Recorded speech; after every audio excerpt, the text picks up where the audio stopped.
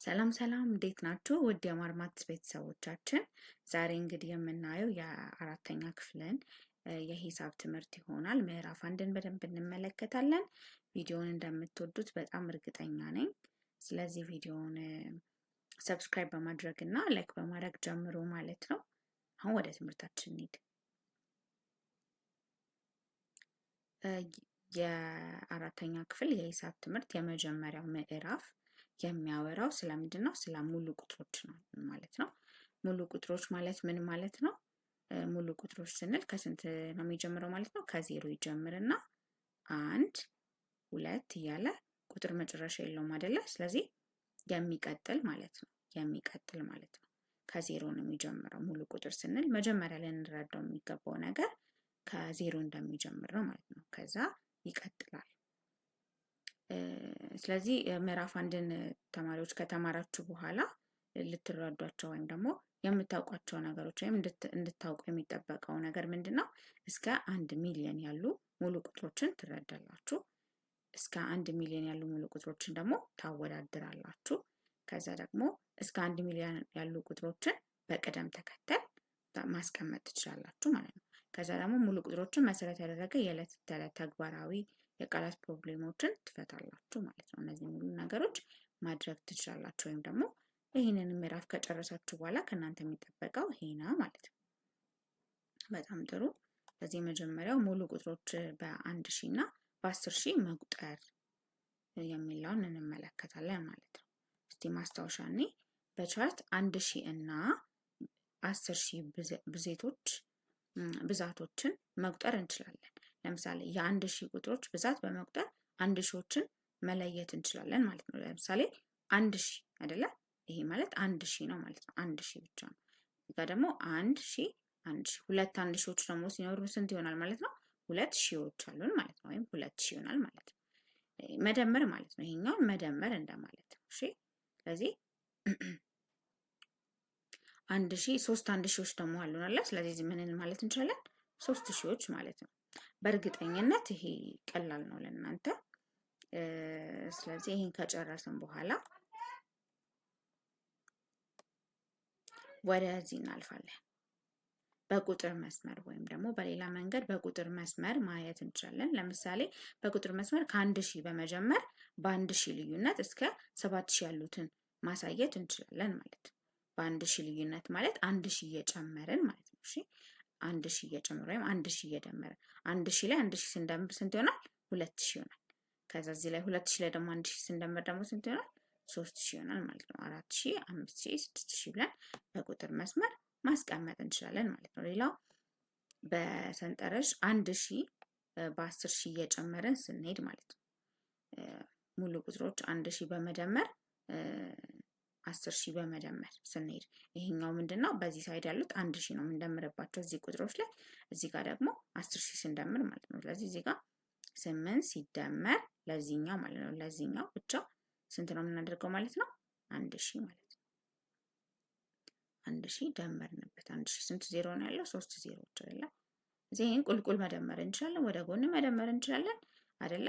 ለምሳሌ አሁን ቁልቁል እንደምረው ብንል ይሄ 1000 ያለን እቺኛው ሲደመር አድርገን 8ን እዚህ ጋር እናምጣት።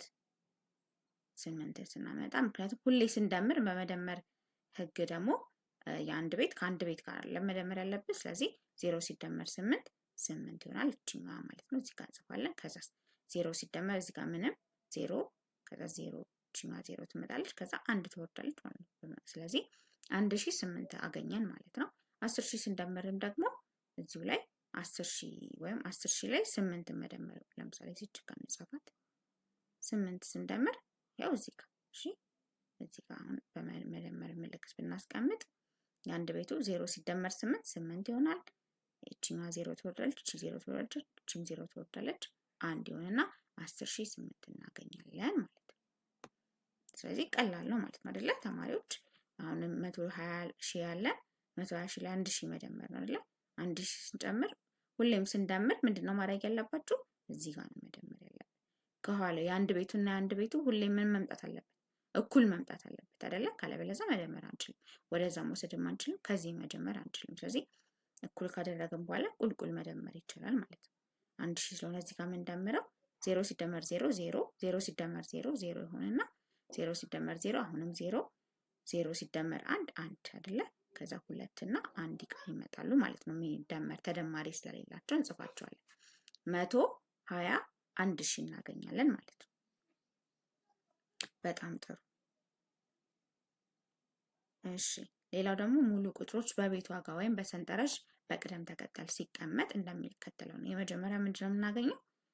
ይሄኛው ከየት ነው? ከቀኝ ወደ ግራ ነው የምንሄደው ማለት። ስለዚህ የአንድ ቤት መጀመሪያ እናገኛለን። ከዛ 10 ቤት ነው የምናገኘው።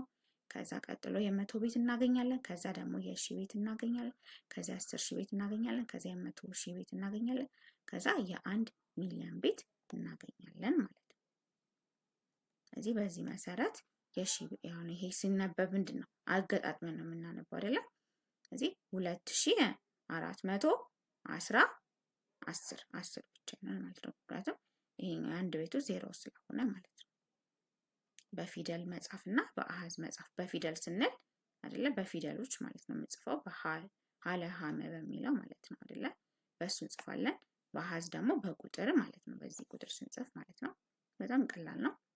ጥያቄ ካላችሁ ኮመንት ላይ ማስቀመጥ ትችላላችሁ። በሱ መሰረት አይቼ ደግሞ የምመልስላችሁ ነው የሚሆነው ማለት ነው። ለምሳሌ በ1000 ልዩነት ሲቀመጥ ወይም ደግሞ በ1000 ልዩነት ማለት 1000 ስንጨምርባቸው ወይም ስንደምርባቸው ማለት ነው። እዚህ ጋር 610 ሺህ ያለን 600 ስናነብ እንዴ ነው 610 ሺህ አይደለ? 610 ሺህ እናነብና ሁሌም ደግሞ እቺ ቀስት የምናደርገው ምንድነው? ከሶስት ቁጥሮች በኋላ ነው ማለት ነው። ከኋላ ጀምረን ከሶስት በኋላ ነው። ለምሳሌ እዚህ ጋር አንድ ብጨምር እዚህ ጋር ኮማ ምልክት ወይም እንደዚህ ምልክት ማድረግ አለብኝ። ስለዚህ ሳነበው ስንት ይሆናል? 1,610,000 ይሆናል ማለት ነው። አሁን ግን እቺ የለችንም። እቺን አጥፋት። እሺ 610,000 ላይ ሲደመር 1,000 ስንደምርበት ስንት ይሆናል? የቱ ጋር ነው የምንደምረው? አንድ እዚህ ጋር እናደርግና እዚህ ጋር 0 እዚህ ጋር 0 እዚህ ጋርም 0 እናደርጋለን ማለት ነው። ስለዚህ ስንደምር እንዴት ነው የሚሆነው? 0 ሲደመር 0 0 0 ሲደመር 0 ይሄ ሶስቱን 0 0 እንጽፋለን። ከዛ 0 ሲደመር 1 1 ይሆናል ማለት ነው። ያው እቺ ማለት አንድ ተደማሪ የላትም ትወርዳለች። እቺትና 6 ትወርዳለች። ስለዚህ 611,000 አገኘን ማለት ነው። ይሄኛውን ውጤት አግኝተናል ማለት ነው። በ10,000 ልዩነት ደግሞ 10,000 መደመር ነው። በጣም ቀላል ነው። መልመጃ አንድ ነው። ለምሳሌ ስንመለከት ቁጥሮቹን ማየት ነው። 10,000 አይደለ? ስለዚህ በስንት ነው እየጨመረ ሄደው? በ10,000 10,000 ከሆነ እዚህኛው ጋር ስንት ነው የሚሆነው ማለት ነው? 20,000። ያችሁ እዚህ ጋር ቀስት እናደርግና 3 0 እንጽፋለን ማለት ነው። ይሄኛው ስለማይመች ነው ለመጻፍ እናንተ አስተካክላችሁ ጻፉት። 20,000 ይሆናል ማለት ነው። ከዛ ደግሞ እዚህ ጋር ስንት ይሆናል? 30,000 እያለ ይቀጥላል ማለት ነው። 40,000 50,000 60,000 70,000 አለቀ። ለሚከተሉት ጥያቄዎች ተገቢውን ቁጥር ክፍት ቦታዎቹ ላይ ሙሉ ነው የሚለው። 50,000 ከሆነ እዚህ ጋር 90,000 ከሆነ አሁንም በ10,000 ነው እየጨመረ ሄደው ማለት አይደለ? ግልጽ ነው። ምክንያቱም 3 ዳሶች አሉ። 50,000 ከዛ እዚህ ጋር 60,000 እንልና 70,000 80,000 ብለን መጻፍ ነው ማለት ነው። እዚህ ጋር ደግሞ በፊደል በቁጥርና በፊደል አይደለ ተባልቆ ነው የጻፈው። ስለዚህ እኛም እንደዛው እናደርጋለን። 80 ብሎ እዚህ ጋር 84 ስለሆነ አሁን ደግሞ በአንድ ሺህ ነው ማለት ነው ልዩነቱ። አያችሁ? ስለዚህ እዚህ ጋር ምን እንላለን? 81 እንልና ሺህ በፊደልኛ በታዘዝነው መሰረት እንዘራለን። ከዛ እዚህ ጋር ደግሞ 82,000 እንላለን ማለት ነው። አያችሁት? ከዛ እዚህ ጋር ደግሞ ምን ይሆናል? 83,000 ይሆናል። ከ84,000 ማለት ነው። 50,000 በመደመር ስትቆጥሩ የማይገኙት ቁጥሮች የትኞቹ እንደሆኑ ለዩ ነው የሚለው። 50,000 ለምሳሌ 60,000 ላይ 50,000 ስንደምር ስንት እናገኛለን? 110,000 አይደለ? ይሄን እናገኛለን። ይሄንንና ይሄንን ስንደምር የቱ እናገኛለን? ይሄን እናገኛለን። 110,000 እናገኛለን። ስለዚህ ሌሎቹን አናገኛቸውም። ይሄንን አናገኝም፣ ይሄንንም አናገኝም፣ ይሄንንም አናገኝም፣ ይሄንንም አናገኝም ማለት ነው። ከ55,000 በመጀመር እስከ 65,000 ድረስ 1,000 በመደመር ጻፉ ነው። ስለዚህ ከፈለግ የቁጥር መስመር እንደዚህ መስራት እንችላለን።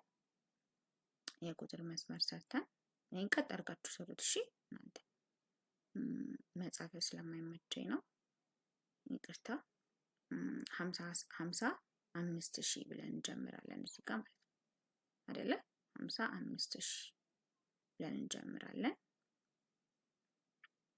ከዛ 55,000 ካለን በኋላ ስንት ብለን ነው እስከ 65,000 ነው የምንሄደው እስከዚህ ድረስ ማለት ነው። ግን አንዳንድ ሺህ ጨምሮ ስለተባለ 55,000 56,000 እያለ ይቀጥላል ማለት ነው። ስንት ይሆናል? 56,000 እያለን ነው የምንሄደው ማለት ነው። ስንት እስከሚደርስልን ድረስ? 65,000 እስከሚደርስልን ድረስ ማለት ነው። 65,000 ስንደርስ እናቆማለን። ይህም በጣም ቀላል ነው። ይህንን ያው በአዲስ አበባ ከተማ አስተዳደር የከተማው ጽዳትና ውበትን ለመጠበቅ በአካባቢው ጽዳትና እንክብካቤ ላይ የተሳተፉ ነዋሪዎች በ5 ዙር ቢሳተፉ እና በአንደኛው ዙር 600,000 ከሆነ ቢሆኑ በየዙሩ 50,000 ተሳታፊዎች ቢጨምሩ በአምስተኛው ዙር የተሳታፊዎች ወይም የነዋሪዎች ስንት ናቸው ይላል። እዚህ ምንድነው አንደኛው ዙር እንላለን። እዚህ በደንብ እንድትረዱት አንደኛ ዙር ትሉና አንደኛ ዙር ላይ ስንት ሰው ነው የነበረው? 600,000። እሺ 600,000 ትጽፋላችሁ። 600 እኔ በፊደል ልጻፈው 600,000 ነበር አይደለ? ከዛ ከአንደኛ ዙር ቀጥሎ ስንተኛው ዙር ነው ያለው? ሁለተኛ ዙር አለ። ሁለተኛ ዙር ላይ ደግሞ ስንት ነው ማለት ነው? እየጨመረ ሄደው በየዙሩ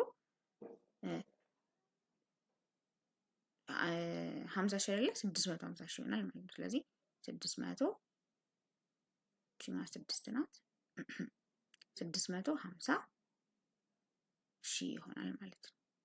እናንተ ሙሉ ለሙሉ በቁጥር መጻፍ ትችላላችሁ። እሺ እንደዚህም ደግሞ መጻፍ ትችላላችሁ። ስለዚህ 650,000 ይሆናል። ከዛ ሶስተኛው ዙር ደግሞ ስንት ይሆናል? አሁን 650,000 ላይ ደግሞ ስንት እንጨምራለን ማለት ነው? 50,000 እንጨምራለን። 50,000 ስንጨምር ስንት ይሆናል ማለት ነው? 700,000 700,000 ማለት ነው። 700,000 ይሆናል። ከዛ አራተኛው ዙር ደግሞ ስንት ይሆናል? 750,000 ይሆናል። አምስተኛው ዙር ደግሞ ስንት ይሆናል? 800,000 ይሆናል። አምስተኛው ዙር ላይ ስንት ነው የሚሆነው? 800,000 ይሆናል ማለት ነው። ስለዚህ መልሳችን ስንት ነው የሚሆነው? 800,000 ይሆናል ማለት ነው። የነዋሪዎቹ ወይም ደግሞ የጽዳትና እንክብካቤው ላይ የተሳተፉት ነዋሪዎች ብዛት አምስተኛው ዙር ላይ 800,000 ይደርሳል። በየዙሩ ስንት ስለሚጨምር?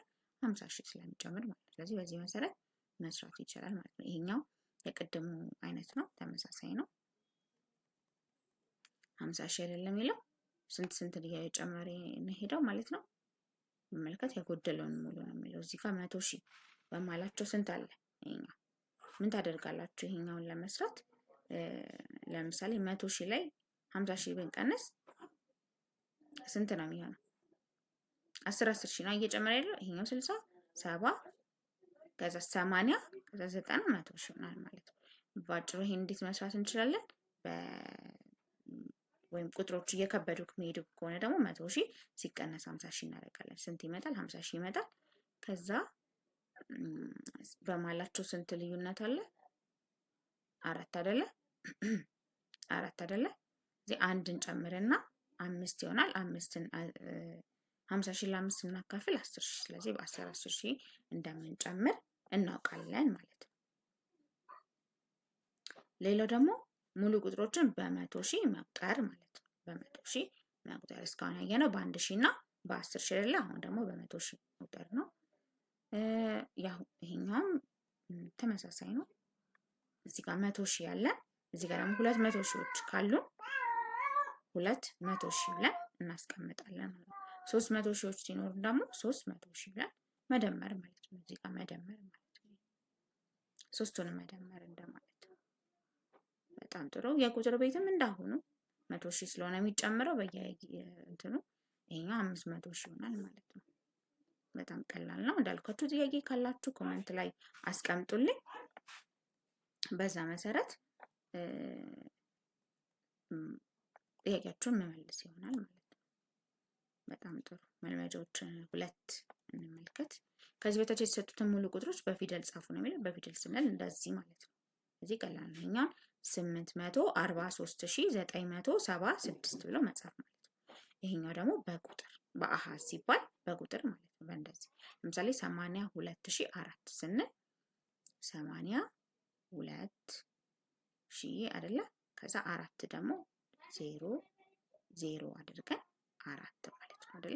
ምክንያቱም 82 ሺህ ለማለት ለማለት ከዚህ ከ3 ዳሾች ወይም ደግሞ ይሄን ዳሽ ዳሽ አድርገን ብንቆጥረው ከ3 ዳሾች በኋላ ነው መጻፍ ያለብን። ስለዚህ ከሱ በኋላ እንጽፈውና 4 ብቻ ስለሆነ 4 ደግሞ የስንት ቤት ናት? የአንድ ቤት ናት አይደል? 40 ቢል የ10 ቤት ትሆንና እዚህ ጋር እንጽፋት ነበር። 400 ቢል እዚህኛው ጋር የ100 ቤት እንጽፋት ነበር። 4 ግን የአንድ ቤት ስለሆነች አንድ ቤት ነው። ሌላው የ100 ቤት የለንም፣ የ10 ቤት የለንም። ስለዚህ እነሱ 0 እናደርጋለን ማለት ነው። በዚህ መሰረት እነዚህ እናንተ ትሰሯቸዋላችሁ ማለት ነው። በጣም ቀላል ነው። በመተንተን ግለጹ ሲባል ደግሞ ይሄኛውን በዚህ መልኩ መጻፍ ማለት ነው። ይሄኛው የስንት ቤት ነው? የአንድ ቤት አይደለ? ይሄኛው የ10 ቤት፣ ይሄ የ100 ቤት፣ ይሄኛው የ10 ሺህ ቤት፣ የ100 ሺህ ቤት፣ ይሄኛው ደግሞ የሺህ ቤት፣ ይሄ የ10 ሺህ ቤት፣ ይሄ ደግሞ የ100 ሺህ ቤት ስለሆነ በዛ መሰረት 5 አይደለ? ወደዛ ስንሄድ ወደ ግራ ስንሄድ ሲደመር 60 ሲደመር 800 ሲደመር 6000 ሲደመር 40000 ሲደመር 500000 ብለን በእንደዚህ ማስቀመጥ። እነዚህን ደግሞ ደምረን በዚህ መልኩ ማስቀመጥ ማለት ነው። እነዚህ መደመር ማለት ቁልቁል መደመር ይችላል። በ20 ስንጽፋቸው ስንት ነው? በቃ ቀጥታ መጻፍ ነው አይደል? 985 ሺህ ሆነና 475 ይሆናል ማለት ነው። 475 ይሆናል ማለት ነው። በዚህ መሰረት በሀጻፍ ነው ማለት እንችላለን። ይሄኛውን በቁጥር መስመር መጻፍ ነው። የቁጥር ቤት ዋጋ ባለ 6 እና ባለ ምንድን ነው? በባለ 6 እና በላይ ሆሄ ሙሉ ቁጥሮች ሲሆኑ ሙሉ ቁጥሮች የቁጥር ቤታቸው ዋጋቸውን ለማስቀመጥ ከቀኝ ወደ ግራ ነው የምንሄደው። መጀመሪያ አንድ ቤት ቅድም የነገርኳችሁ ሀሳብ ነው ይሄ። የቁጥር ቤት ሰንጠረዥ የአንድ ቁጥርን ሆሄያት የቁጥር ቤት ዋጋ በቀላሉ ለማወቅ እና ለመረዳት ይጠቅመናል። በተለያየ የቁጥር ቤት ዋጋ የተጻፈ ቁጥሮች የተለያየ የቁጥር ቤት ዋጋ ይኖራቸዋል ነው ማለት ነው። እሺ አያችሁት? መጀመሪያ የምናገኘው ስንት ቤት ነው? የአንድ ቤት። ከዛ የምናገኘው የ10 ቤት እናገኛለን። 6 ደግሞ የስንት ቤት ናት? የ100 ቤት። ከዛ 8 ደግሞ የ1000 ቤት ናት። 2 የ10 ሺህ ቤት ናት። 1 ደግሞ የ100 ሺህ ቤት ናት ማለት ነው። ይሄንን ማየት እንችላለን ማለት ነው። በዚህ መልኩ እነዚህ እስካሁን ያየናቸው ናቸው። በጣም ቀላል ናቸው። እሺ መልመጃ 3 ከሚከተሉት ቁጥሮች ከጎን የተሰጡትን ቁጥሮች የስንት ቤት ዋጋ እንደሚያመለክቱ ጻፉ ነው የሚለው። ከሙሉ ቁጥር 867042 ውስጥ የስምንት የቤት ዋጋ ስንት ነው ነው የሚለው። አሁን እንዳየነው አይደለ? ስንት ነው ባጭሩ? የ100 ሺህ ቤት አይደለ? 800 ሺህ ቤት ነው ያላችሁ። 5 ደግሞ የ10 ሺህ ቤት ማለት ነው። 4 ደግሞ ስንት ናት? የ100 ቤት ማለት ነው። ስለዚህ በዚህ መሰረት ይሄን መስራት ይቻላል። ሌላው ደግሞ እስከ 1 ሚሊዮን ያሉ ሙሉ ቁጥሮችን ማወዳደር እና በቅደም ተከተል ማስቀመጥ ነው የሚለው። ማወዳደር ስንል ቁጥሮችን በቅደም ተከተላቸው ማስቀመጥ ማለት ነው። ተመሳሳይ ሀሳቦች ናቸው።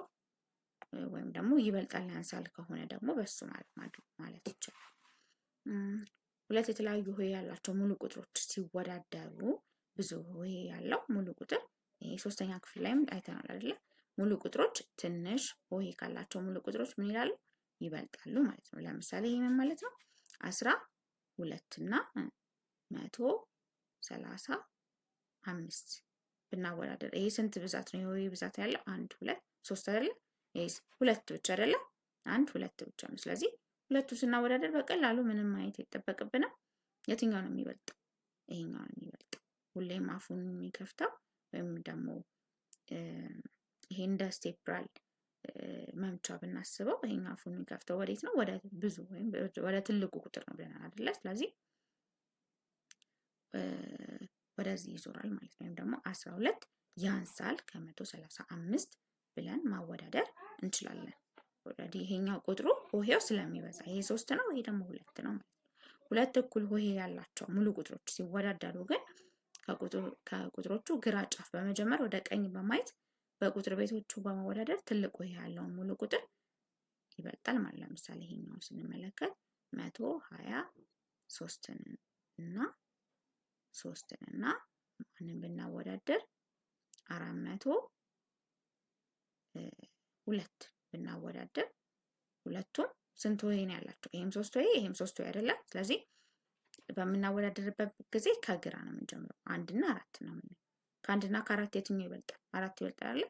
ስለዚህ ወደሚበልጠው እናዞራለን ማለት ነው። በቃ ጨረስን ማለት ነው። ይሄኛውንና ይሄኛውን ነው የምናወዳድረው ማለት ነው። በጣም ጥሩ። ስለዚህ 123 ያንሳል ከ402 ብለን ማስቀመጥ እንችላለን ማለት ነው። ለምሳሌ ያያችሁ እዚህ ጋር ይሄ ባለ 5 ሆሄ ነው፣ ይሄ ደግሞ ባለ 6 ሆሄ ነው አይደለ? ስለዚህ ባለ 6 ሆሄው ይበልጣል። ወደሚበልጠው እናዞራለን። ግን ስሙ ምንድነው የሚባለው? ይሄኛው ያንሳል አይደለ? ወደዚህ ከዞረ ያንሳል። ምክንያቱም ይሄ ቁጥር ያንሳል ከዚህኛው ቁጥር ብለን ነው የምናነበው ማለት ነው። ይሄኛው ሁሉም ሆሄውም አንድ ነው፣ ቁጥሮቹም እኩል ከሆኑ እኩል ነው እንላለን። እዚህ ጋር ደግሞ ሁለቱም የሆሄ ብዛታቸው ተመሳሳይ ነው። 6 6 ነው አይደለ? 6 6 ሆሄ ነው። 1 2 3 አይደለ? 4 5 6 ይሄም እንደዛው 6 ሆሄ። ስለዚህ ስናወዳድር 8 እና 8 ተመሳሳይ ነው። 3 እና 3 እንቀጥላለን ተመሳሳይ ነው። 4 እና 4 ተመሳሳይ ነው። 0 እና 0 ተመሳሳይ ነው። 8 እና እያችሁ 10 ቤት ላይ ልዩነት አመጣ 7። 8 እና 8 ከማን ይበልጣል? ከ7። ስለዚህ ይህም ቁጥር ከዚህኛው ቁጥር ይበልጣል። ስለዚህ የበልጣል ምልክት እናደርጋለን ወይም ወደሚበልጠው ወደዚህ እናዞራለን ማለት ነው። ከትንሽ ወደ ትልቁ በቅደም ተከተል ስናስቀምጥም እንደዛው በቅደም ተከተላቸው ከግራ ወደ ቀኝ አይተን ይሄ 800 ሺህ ነው፣ የ5 ነው፣ 7 ነው፣ 8 ነው፣ 6 ነው። ስለዚህ የሚያንሰው ከሁሉ ማነው? 5 ብለን እንጀምራለን ወይም 58489 ብለን ጀምረን እንቀጥላለን ማለት ነው። በእርግጠኝነት ይሄ ቀላችሁ እንደምትሰሩት አሁን ባስረዷችሁ መሰረት እርግጠኛ ነኝ። ይሄን ቀላል ነው። ቁጥሮችን በቁጥር ቤት ዋጋ ማጠጋጋት የሚለውን ደግሞ በቀጣይ እንመለከታለን። ቪዲዮን እንደወደዳችሁት በጣም እርግጠኛ ነኝ። ስለዚህ ለጓደኞቻችሁ ሼር ማድረግ እና እናንተም ደግሞ ላይክ ማድረግ እንዳትረሱ። መልካም ቀን ይሁንላችሁ።